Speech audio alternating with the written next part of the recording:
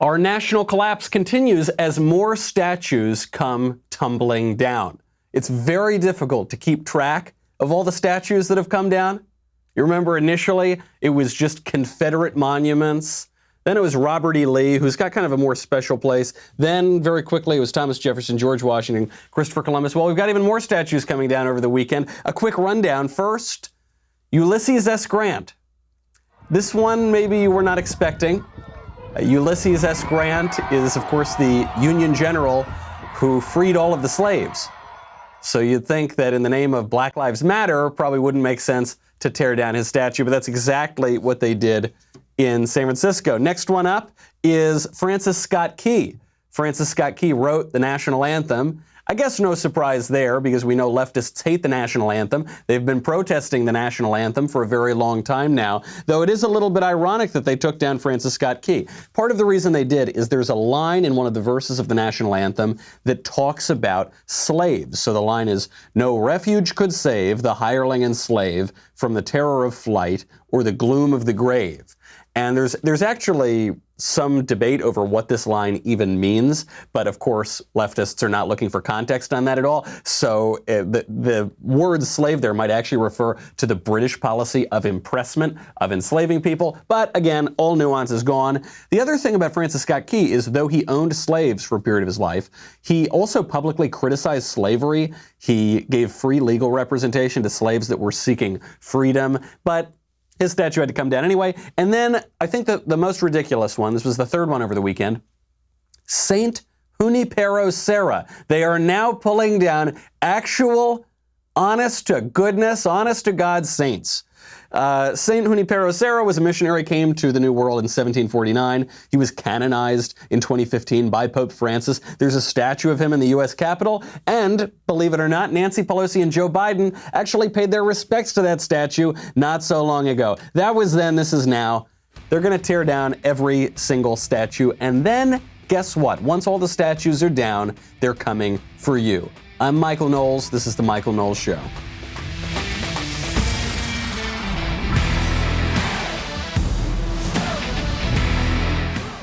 Welcome back to the Michael Knowles Show. President Trump talked about all this statue toppling at his first speech since the lockdown, which we will get to, because this weekend more than any showed the real aim of these protests and riots. And it's a lot worse than anybody thought, and they're not just going to stop at statues. First, though, I've got to ask everybody in the comments, which major D.C. monument do you think will be attacked first? Is it going to be the Lincoln? Is it going to be the Washington?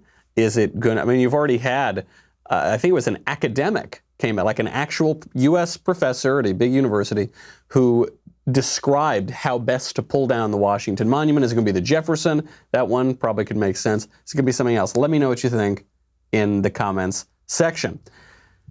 So President Trump talked about all of this, all of the pulling down of statues. A lot of normal people, most normal people, oppose this kind of stuff. You'll notice when you look at who was pulling down the statues, it's a lot of people clad in black. They look like they're part of far left organizations, either BLM, which we'll get to in one second, or AntiFa, or other various anarchist and communist groups. I don't think they speak for most people. Actually, Muhammad Ali Jr., son of the famous boxer and civil rights advocate and social activist, he came out and strongly opposed all the statue toppling and the riots and the looting and the protests. He said, he used colorful language, which I'll have to clean up a little bit. He goes, "Don't bust up stuff. Don't trash the place. You can peacefully protest. My father would have said, they ain't nothing but devils. My father said all lives matter." I don't think he'd agree with the BLM movement. Actually, Muhammad Ali Jr. said that he thought the BLM movement was racist, and then he went on to defend cops. He said, "Police don't wake up and think, I'm going to kill an N-word today or kill a white man. They're just trying to make it back home to their family in one piece." Obviously correct, Muhammad Ali Jr. I have been telling you this for many weeks now, that the Black Lives Matter organization is a very, very bad organization. It is not what it purports to be. It is a radical leftist, anti-American, no good, very bad organization, and nobody should have anything to do with it. And as a result of saying that, I and others have been called racist, bigoted, terrible, dishonest. Okay, Well, over the weekend, the founders of the Black Lives Matter movement actually admitted that my take on it is correct. Okay, I don't think they admitted it over the weekend, but the video finally came out over the weekend. Patrisse Cullors was caught on video admitting that the BLM organization isn't about Black Lives Mattering, that she is a trained organizer and she is a trained Marxist. I also think that it might, I think of a lot of things. The first thing I think is that we actually do have an ideological frame. Myself and Alicia in particular are trained organizers. We are trained Marxists. We are super versed on sort of ideological theories. And I think that what we really try to do is build a movement that could be utilized by many, many Black folk. When someone tells you that he or she is a Marxist, believe them. Okay, you hear a lot of people ranting and raving about conspiracy theories and tinfoil hats, and there are many people who rant and rave about Marxism. This woman is admitting it. You don't need to feel bad about yourself if you posted the black square. You don't need to feel bad about yourself if you posted the hashtag Black Lives Matter thinking that Black Lives Matter is about Black Lives Mattering. But we now know it isn't. We now have the founders of BLM admitting on video, in their own words, that this is a Marxist front. Marxists have duped plenty of nice people in history. Marxists have lied to many of nice people throughout history. Fool me once, shame on you. Fool me once, shame on you. Fool me twice, shame on me. I'm remembering the George W. Bush version of this, which is, fool me twice. The point is, you're not going to fool me again. That should be the point. If they fool you the first time and you post the black square, that's on them. But if you continue to give your support to the BLM organization, which is openly and avowedly Marxist, radically ideological, radically anti-American, that's on you. Stop doing it. Stop posting the hashtag. Stop posting the black square. That's not what this is about. And this battle is playing out not just in the United States, it's playing out all around the world. Because over the weekend, you had the United Nations, which we fund for some reason, openly embracing another radical leftist organization, another communist/anarchist organization, AntiFa. We'll get to that in 1 second. First, though, I got to thank our friends over at Ancestry DNA. Ancestry DNA. I've been using Ancestry since long before the Daily Wire existed. Then Ancestry added the DNA component so you can go even deeper. In honor of the 75th anniversary of the end of World War II, Ancestry has just released a U.S. draft card collection from World War II with over 36 million draft cards completed by fighting-age men in the United States across the country during that time, whether they ended up serving or not. Super cool stuff. I mean, just for instance, my grandfather was a navigator in a B-24 during World War II. I know a lot of us have grandparents who fought. You can check out the draft cards. It's really cool. A great way to find your relatives in this collection, help you learn more about what their lives were really like. You can uncover your ancestors' personal details in that draft card collection. Shows details like home address, physical description, and more. Get a new take on your ancestors' World War II experience.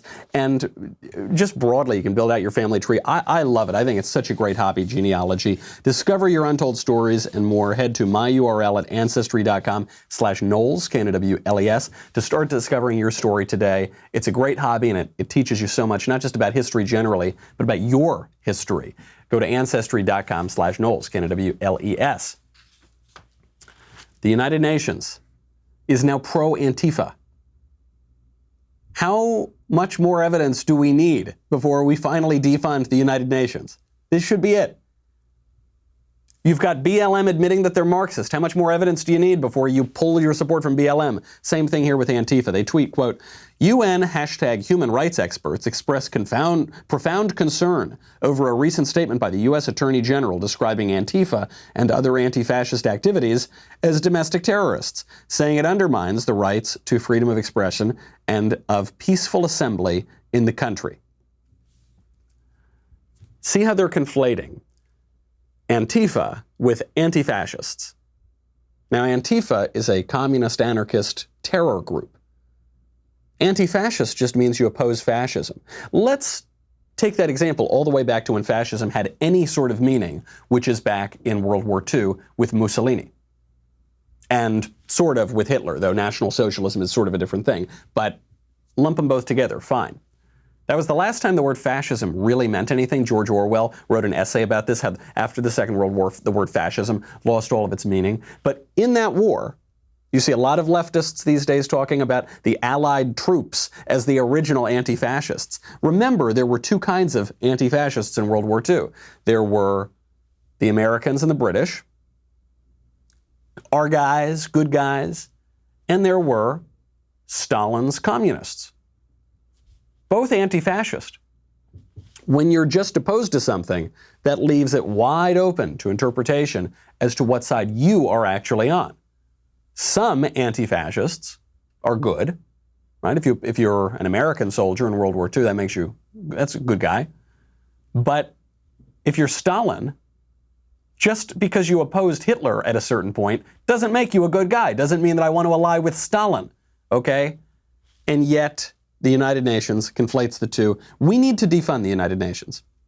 We pay 22% of the UN budget to invite the worst people on earth to sit on a human rights council. Some of the worst, most despotic regimes in history sit on a human rights council. Then they fly to New York, to the seat of the United Nations, and criticize the United States. And we, like masochists, pay the bill. We say, thank you. Thank you, Venezuela. May I have another? Thank you, North Korea. Thank you, Cuba. May I have another? Thank you, Iran. May I have another? Why are we doing that? The UN is situated on beautiful waterfront property. We could knock down that building. We could bring in some nice bulldozers. We could create beautiful Trump condominiums. And we would save a lot of money every single year. Now's the time to do that. We are in a battle that has become ideological. It's not just in the US, it's international, but it's the same issues. What are we fighting for? Why are we paying people and tolerating people destroying our nation, our history, our culture? Some conservatives go squishy on this. They say it's a good idea to take down the statues. Take down the statues, put them in a museum. I say we take down rioters and put them in prison. But some conservatives want to go along with the leftist mob, take down the statues, and put them in a museum. Very misguided. First of all, they won't stay in museums. You think you're going to take it down from some public square and put it in a museum and then go get to look at it. No, they're coming down from museums too. The American Museum of Natural History in New York just took down a statue of Teddy Roosevelt. Why? What was so terrible about Teddy Roosevelt? Nobody can tell, except that this statue of Teddy Roosevelt had a black man and an Indian in it, and they didn't like that for some reason. Too much integration, I guess. So they're taking down the statue. None of the statues that are going to museums are going to remain there for very long. There's no limiting principle to tearing down the statues, to tearing down some statues but not other statues of our history. And where the rubber meets the road, I notice, for a lot of conservatives is Robert E. Lee. Many conservatives who want to prove that they're not racist, prove to leftist mobs who don't care if you're not racist and to whom we don't owe any sort of explanation whatsoever, what those conservatives do is they say, okay, we'll keep up Lincoln and Jefferson, they're really good guys, and Washington and even Christopher Columbus, but we'll tear down Robert E. Lee because Robert E. Lee is a traitor. This totally misunderstands the Civil War, our nation broadly, and how we look at our history. If you want to tear down that Robert E. Lee statue, you find yourself exactly at odds with Abraham Lincoln's vision for what happens after the Civil War. We'll get to that in 1 second. First, though, I got to thank our friends over at First Leaf. I love drinking high-quality wine. You know that. And I love First Leaf. First Leaf gave me some freebies when they first came on the show. I drank all of those freebies, and now I continue to pay First Leaf because what a great wine club it is. You know what happens. You're sitting at home. You've just finished a glass of wine. You're about to pour another one, but then the bottle's empty. You look around, there's no backup bottle. This spurs a fear in you. It's a fear that I call novenophobia. Novenophobia, the fear of running out of wine. Thanks to First Leaf, you can get personalized boxes of wine shipped right to your door. You get incredible wine without leaving the comfort of home. First, you take a quiz to assess your wine drinking preferences. Then First Leaf sends you 6 expertly picked bottles of wine based on your answers. They have a 100% satisfaction guarantee. You go and you rate the bottles, and then over time, the more you use it, the better First Leaf gets accustomed to fitting your flavor profiles. 100% satisfaction guarantee. Sign up today. Get 6 bottles of wine for only $29.95 plus free shipping. Go to tryfirstleaf.com/Knowles, K-N-O-W-L-E-S. That is 6 bottles of wine for only $29.95 at tryfirstleaf.com/Knowles. Here's the issue with tearing down the Robert E. Lee statue. You say conservatives are traitors. Robert E. Lee was a traitor. First of all, Robert E. Lee was a great American general who only returned to Virginia when war broke out because he was loyal to the Commonwealth of Virginia as a Federalist, right? You have more local loyalties before the national loyalty in an issue like that. But then he was instrumental in bringing about an end of the war. And Abraham Lincoln made an excellent point on how the war should end. He said, "With malice toward none, with charity for all, we will finish up this conflict." That was good enough for the men who fought and won the Civil War. That was good enough for the men who lost their brothers in arms in the Civil War. That was good enough for the families who lost loved ones in the Civil War. But it's not good enough for modern leftists. Robert E. Lee had his citizenship reinstated. It's good enough for people who came before us, not good enough for modern leftists. When there is a civil war, often that spells the end of a nation. But the nation did come back together. That was not easy. It took a lot of healing. It took a lot of compassion for our fellow citizens, rebuilding love of our fellow citizens. We succeeded at that. And now, 150 years later, more than 150 years later, people are trying to tear that apart again, totally undoing all the good that Lincoln and those who came after him did. The other reason why we can't tear down Robert E. Lee, or why we shouldn't tear down Robert E. Lee, is that the argument for tearing down Lee is an argument for tearing down everybody. Robert E. Lee is an American citizen, so I don't think the traitor line works. Really what you're saying, he's a traitor, he's a racist, he's a bigot. You apply it to Jefferson and Washington. Really what people are saying is, this man had flaws. This man committed sins. This man was not perfect. The statue of the perfect man who has lived any time in the last 2,000 years or so would be an empty statue. It would just be a platform. If that's your argument for tearing down Lee, then you have to tear down all of the statues too. And not just tear down the statues, you have to rename the institutions. Over the weekend, #cancel Yale was trending nationwide. What did Yale do? Yale has done many things in history. But one thing it did was push forward this progressive idea that we've got to rename things, tear down statues. Yale renamed Calhoun College just a few years ago because it was named after a guy who defended slavery, and you can't have that. So all these years later, we have to rename Calhoun College. At the time, Roger Kimball wrote an essay where he pointed out that if you rename Calhoun College, you got to rename Yale, because Calhoun might have defended slavery, but Eli Yale was a slave trader, the man who Yale is named after. So you got to rename Yale. Jesse Kelly, the conservative commentator, talked about this over the weekend. Ann Coulter has been talking about this for a while.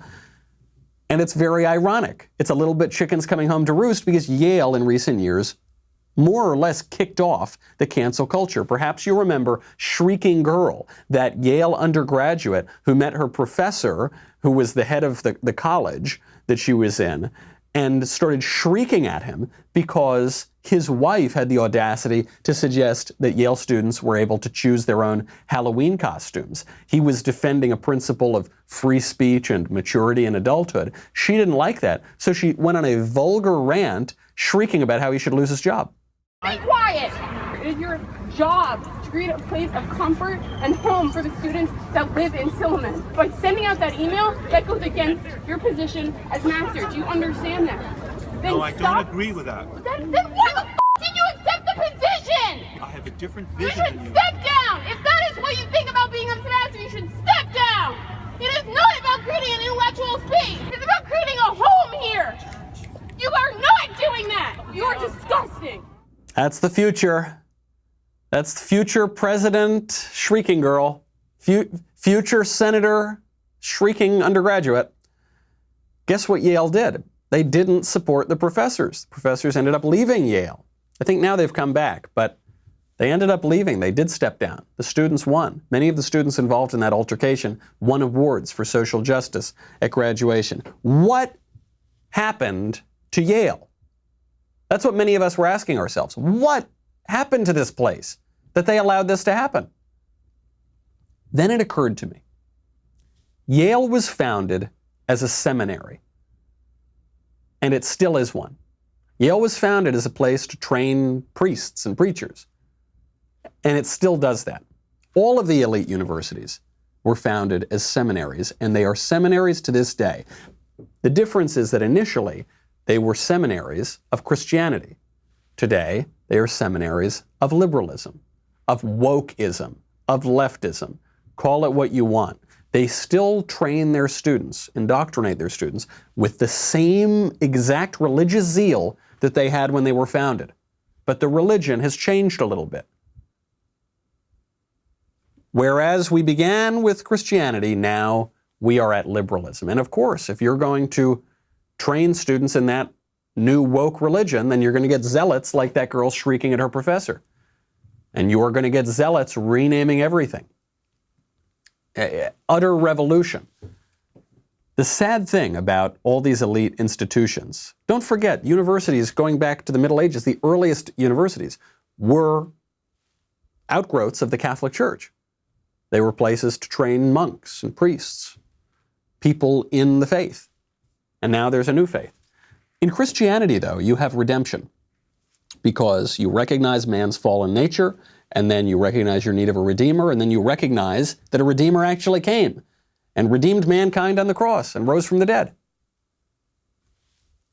In leftism, there's no redemption. In the religion of liberalism, there is an inversion of Christianity. You are told that you're perfect just the way you are. And if you're not perfect, you can become perfect through your own actions, through your own self-liberation from bondage, from the oppressive past into the new future. You can perfect your own human nature. If there is some imperfection, it's society's fault. It's not your fault. And if there is some imperfection, there's no redemption for it because there's no redeemer. That's the sort of religion that topples statues. The original religion of our seminaries built up all of the statues, built up this great country, and the new one is tearing them down. There is no middle ground in this political battle.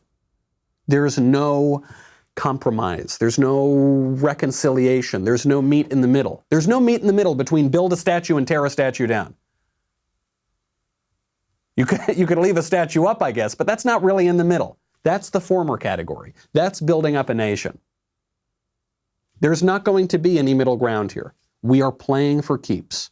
It is a battle over keeping our country, which means to continue to build our country, or tearing our country down completely.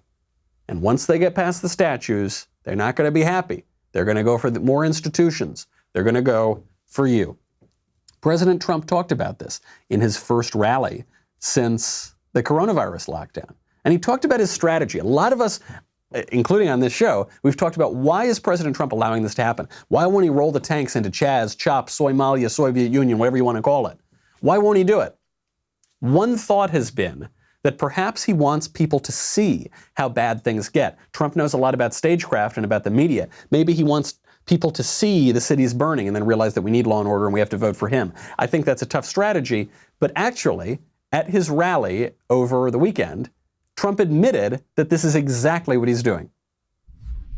All of these places I talk about are Democrat. You know that, every one of them. Every one of them. And I have an offer out. I said, anytime you want, we'll come in, we'll straighten it out in 1 hour or less. Now, I may be wrong, but it's probably better for us to just watch that disaster. I flew in with some of our great congressmen who we're going to introduce in a second, and I said to them, Congressman, what do you think? I can straighten it out fast? Should we just go in? No, sir. Let it simmer for a little while. Let people see what radical left Democrats will do to our country. He makes a great point here and confirms what a lot of us thought was happening. And even more than that, he gives you a peek into his thinking. If President Trump were secretly letting the cities burn just so that we could see how bad it was going to get, I think a lot of people would accuse him of cynicism, saying, you're willing to let cities go up in flames just to make a political point. But the very fact that Trump is telling you what he's doing takes away that cynicism, right? He's admitting it to you. There's no guile here. And that's the point of these rallies, is to take you behind the scenes, create this personal connection. And I think he does that pretty successfully. The one trouble with this strategy, though, is that we no longer live in a country that recognizes federalism very clearly. We don't really understand. If you asked 100 people on the street, probably very few of them would recognize that we have local government, state government, federal government, and actually the local government makes most of the decisions and administers most of the laws and regulations, and the state government a little bit more too. And the federal government has relatively few powers, narrowly defined powers. Most people wouldn't recognize that because it's become less and less true over time. So you look around at the burning cities, I think a lot of people look at Trump and say, well, you're the president, do something about it. Action is a good spur to enthusiasm. Action is very inspiring. And so Trump is playing a game here. That's why he had said, I admit I could be wrong about this, but I think it's better to let people see what happens. I think what needs to happen is a little bit of a combination of the two. I think it's good to watch Chaz and Chop. It's hilarious. It's sort of like when AOC proposed the Green New Deal, which was so absurd, and Mitch McConnell immediately said, well, we got to vote on this ASAP. We got to get the Green New Deal on the docket, and we got to get everybody on the record. Do you support destroying 90% of American energy? Do you support spending $93 trillion? Get on the record, Senator. There is a little bit of that performance of seeing how bad it is. But we also need to see action. We have elected Trump in part for his energy. We had other candidates who Trump perhaps aptly described as low energy. Trump is high energy, so we want to see that energy in action. Alexander Hamilton, writing in The Federalist, said that we want an energetic executive, an energetic government. So we do have to see that eventually. When is that going to be? Perhaps we'll have to wait and see. Trump took us a little more behind the scenes throughout the rest of this rally. I thought it was overall an okay rally, but the mainstream media are knocking him for one thing and one thing in particular. The crowd sizes were underwhelming. Why was that? We will get to it. There is a conspiracy afoot, which the left is admitting, just like Black Lives Matter admits that it's Marxist, just like the UN admits that it supports Antifa. But there is a campaign problem too. Get to both. First, I want to thank you for helping us make it to 75,000 subscribers on YouTube. If you wouldn't mind helping me out, let's try to get it to 100,000. You're probably watching this, if you're watching it, on the Daily Wire YouTube page. Head on over to the Michael Knowles Show YouTube channel. We have some great interviews coming up very soon. We've got some bonus segments and breakouts up too. We have a new special on red-pilled Chris Rock, and we have my reaction to some of President Trump's most hilarious moments so far. Also, if you are not already a Daily Wire member, you should consider getting a Reader's Pass to dailywire.com. The Reader's Pass is $3 a month. You're never going to remember $3 a month. Right now, we'll take 2/3 off that. You get the first month for just 99 cents, and you get members-only content. So here's one from Shapiro. This is 8 leftist lies that are destroying America, and you can see it's pretty long content, much more in-depth probably than you would be used to just from the main public website. So go check it out. I think it's really important these days, especially as the media are lying about everything. Head on over to dailywire.com/subscribe. We'll be right back with a whole lot more.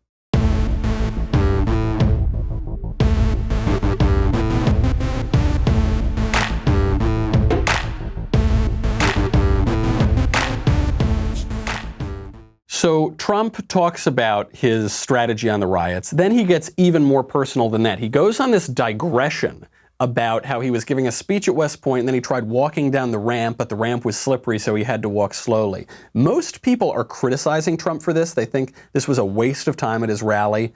I think it's the key feature to his rally. Here is Trump talking about that all-important shuffle down the ramp. And this was a steel ramp. You all saw it because everybody saw it. This was a steel ramp. It had no handrail. It was like an ice skating rink.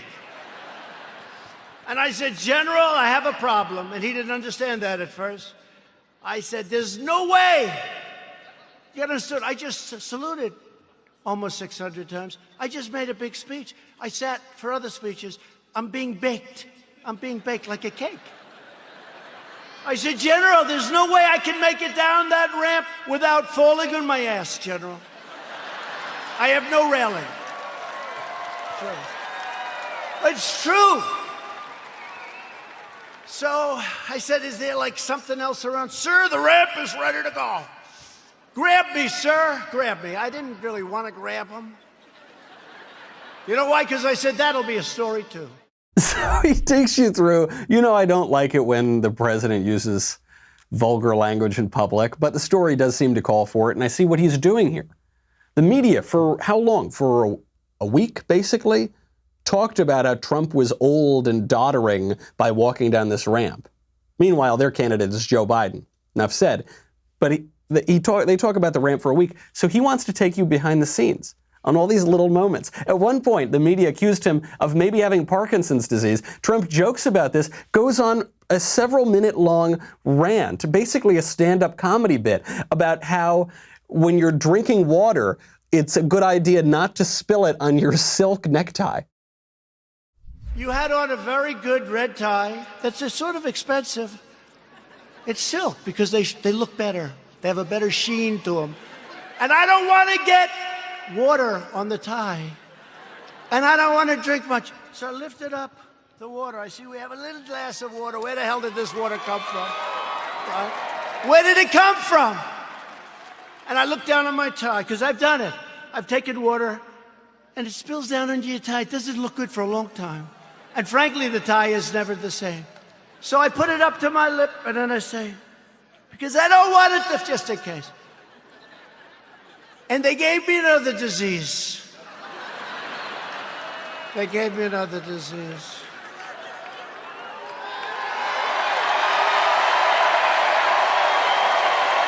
So he takes a sip of the water, then he throws the water to the side. President Trump sips the water, and then he throws it off the stage. The guy gets stagecraft so well. And you were watching, you say, why am I watching the President of the United States talking about how silk neckties have a better sheen and how you don't want to dribble water on it because they're kind of expensive? Meanwhile, this guy's a billionaire. It's very, very funny. It's very, very personal.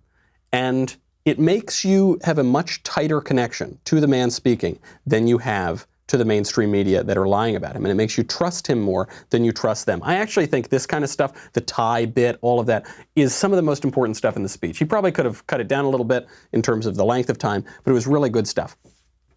Then he shows you why this personal stuff matters, because he pivots from a story that isn't completely trivial, like the ramp or the necktie. He pivots into a personal story about negotiating over the price of an aircraft. And now all of a sudden, very subtly, before anybody knew it happened, Trump blends the personal element and the political element, and he shows you his political philosophy, which more or less boils down to make good deals. I said, cancel the contract. I want to cancel. I said, General, can you cancel the contract? He said, yes, sir. I'm very proud of it. Oh, good. Cancel it. Okay, sir. By the way, to cancel it, do you have to pay anything? Yes, sir. We have a cancellation fee, sir. How much is it, General? $250 million, sir. I said, what? Sir, we made a good deal. $250 million to cancel. You mean if we don't buy the plane, we have to hand them $250 million? That's not good, right? Look at these two guys. They're looking. By the way, that's like a good story compared to some I could tell you, like with aircraft carriers. So I say, General, don't cancel. Don't cancel. Just tell him I don't want the planes. Don't put anything in writing. Don't put it in writing, General. Why, sir? Because I don't want to pay $250. You don't want to pay $250. The speech was largely like this. It was much funnier than Dave Chappelle's recent stand-up special on Netflix, right? This is Trump's superpower, and he does it very well. Why does this matter? Well, because most politicians, they don't care about $250 million. $250 million is a drop in the bucket of our federal budget. It's a rounding error, so nobody worries about that. Trump is showing you he does worry about that the President of the United States, leader of the free world, is personally negotiating over the cost of airplanes. Because most politicians don't care about this stuff, but most Americans do budget. They think about things. Even if you go buy a T-shirt or you go buy a box of cereal or something, you're looking at the numbers. You say, okay, well, I don't want to spend $5. I'd rather spend $4. I don't want to spend $15. I'd rather spend $14. And you're thinking about these things. It's very relatable. It shows you that this guy is different from everyone in Washington, and he's much more like you. He then moves on to more ideological questions.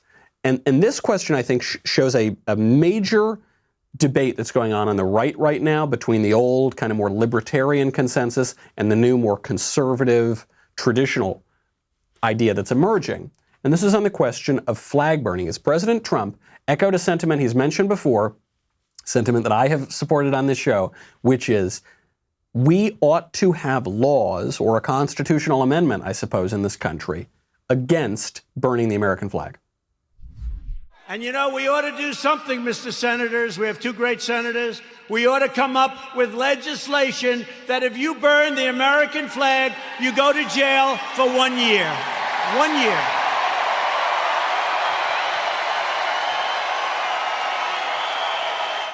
This is a great idea. I know that some conservatives are going to shrink back instinctively. Like if you're at a doctor's office and he hits the hammer on your knee and the knee goes up, you're going to shrink back at that because we support free speech. So you can't be for a flag burning, anti-flag burning amendment, right? Wrong. Not quite. What's the issue here? The issue is the debate. Are conservatives going to get serious, or are we going to let the left run roughshod over the country? For a long time in this country, for most of our nation's history, we've had laws against burning the flag. For a lot longer than we haven't had laws against burning the flag. This was just part of our nation. Then this was challenged in recent decades, and it was found to be unconstitutional to have a law against burning the American flag. And actually, Antonin Scalia, the great originalist justice, was one of the people who opposed, who found that it was unconstitutional to have an amendment or a law against burning the American flag. The conservatives tended to support the flag burning laws. Liberals opposed the flag burning laws. Scalia sided with the liberals on constitutional grounds because he said that burning the American flag is clearly an expressive action. It clearly is about political speech, and so those laws are unconstitutional. Now, one solution to this would be pass a constitutional amendment saying you can't desecrate the American flag. Because in some cases, when you want to dispose of an old American flag, a tattered American flag, you do burn it. We're not worried about the burning. It's the desecration that we don't like. I think this is a very good idea. There's a reason why we, for most of our country's history, had laws against burning the American flag, and we all thought that they were perfectly constitutional.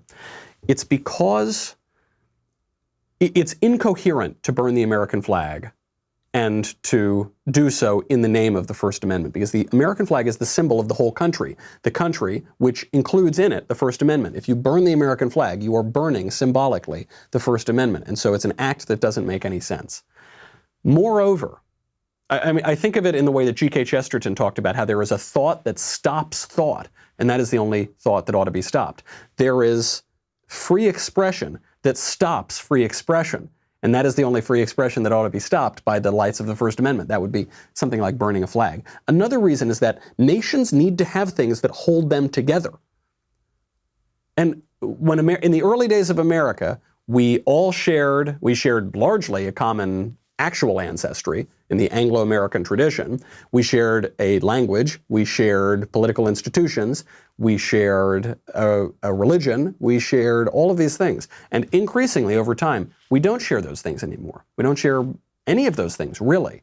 You need to have something that holds you together. And if you can't even agree on the symbol of the whole country, then there's nothing left. Another reason this is a great idea and why it's actually conservative to have an amendment, a constitutional amendment against burning the American flag, is that the conservative worldview needs to have not just form, but substance. It needs to have not just procedure, but actual stuff. So for instance, we support free expression. We support the First Amendment. But we also need to support specific things to express. It can't just be, you're free to make any decision you want. Well, what decision are you going to make? It's like the pro-choice people. They say, we're pro-choice. Okay, you're choosing to do what? Really what they mean is they're pro-abortion. We need to have stuff to our conservatism. For the last 50, 60 years, conservatism has more or less just boiled down to procedure.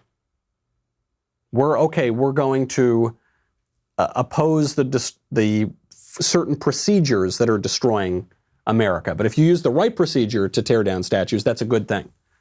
Or even on the question of immigration, as we let in more and more and more immigrants in the country and there's less and less and less assimilation, we say, okay, well, of course, we would never oppose that left-wing policy, but you got to do it legally. You got to follow the right procedure, but we're not going to oppose you on the substance.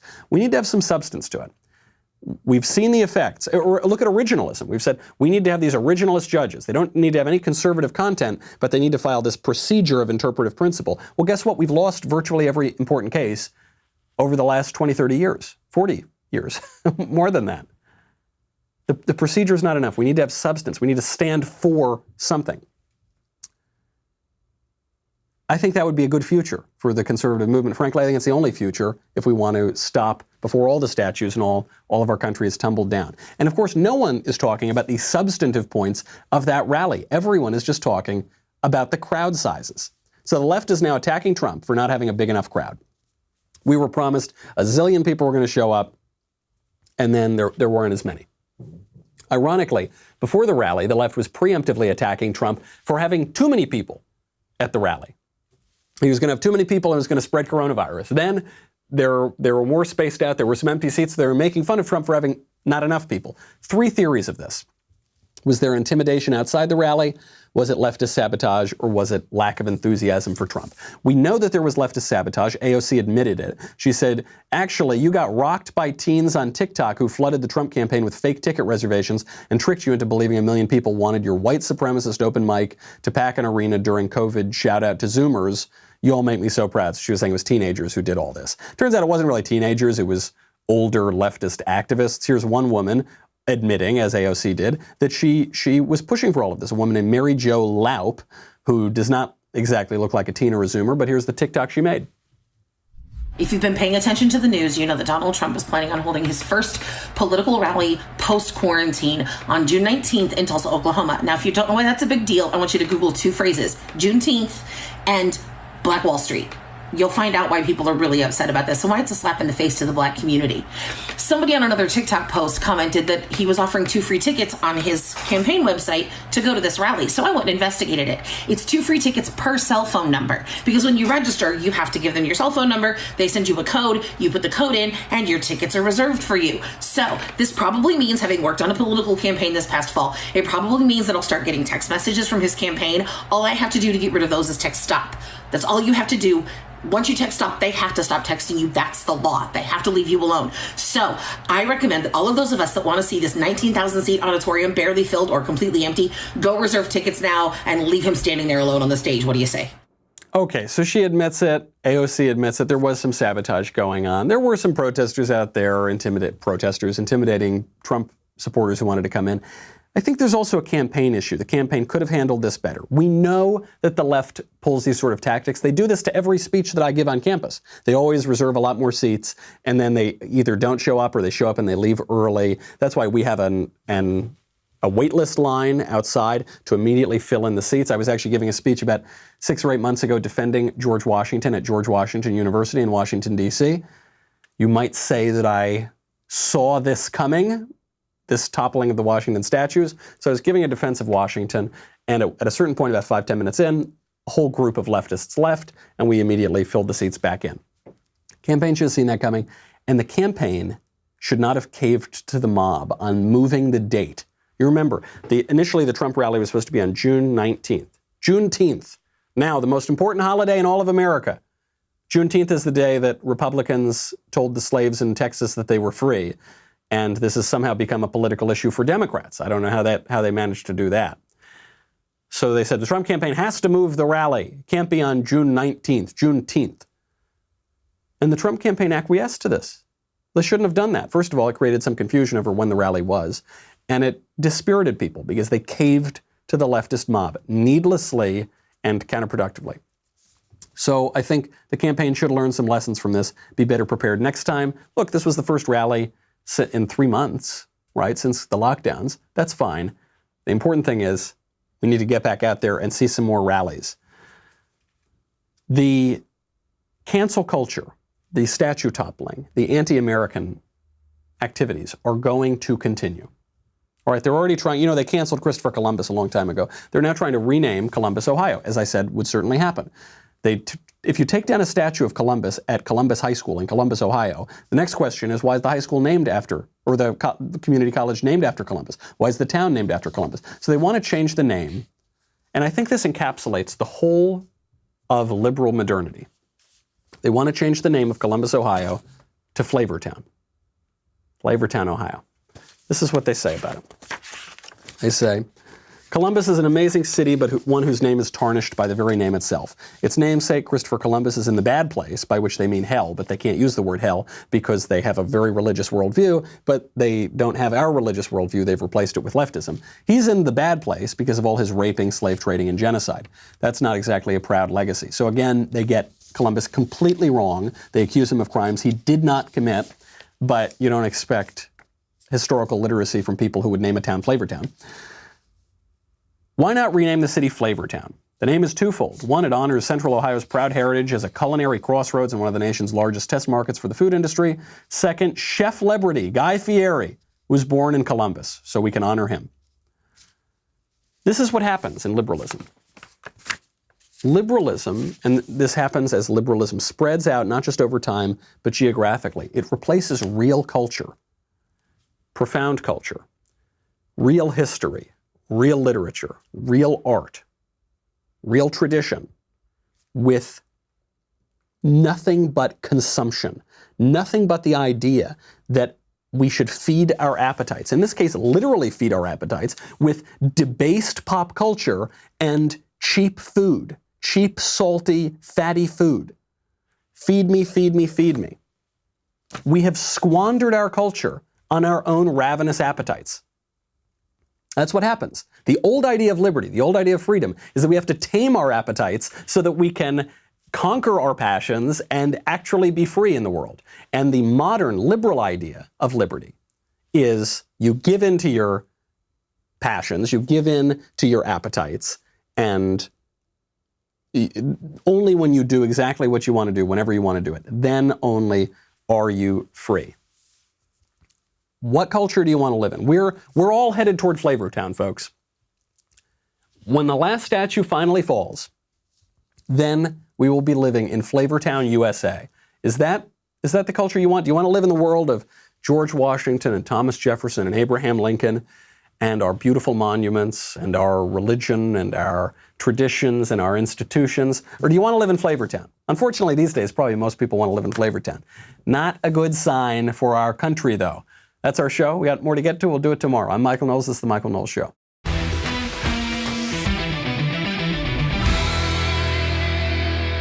The Michael Knowles Show is produced by Ben Davies. Executive producer, Jeremy Boring. Supervising producers, Mathis Glover and Robert Sterling. Technical producer, Austin Stevens. Assistant director, Pavel Wadowski. Editor and associate producer, Danny D'Amico. Audio mixer, Robin Fenderson. Hair and makeup, Nika Geneva. Production assistant, Ryan Love. The Michael Knowles Show is a Daily Wire production. Copyright Daily Wire 2020. Hey everybody, it's Andrew Klavan, host of The Andrew Klavan Show. You know, some people are depressed because the American Republic is collapsing, the end of days is approaching, and the moon has turned to blood. But on The Andrew Klavan Show, that's where the fun just gets started. So come on over to The Andrew Klavan Show and laugh your way through the apocalypse with me, Andrew Klavan.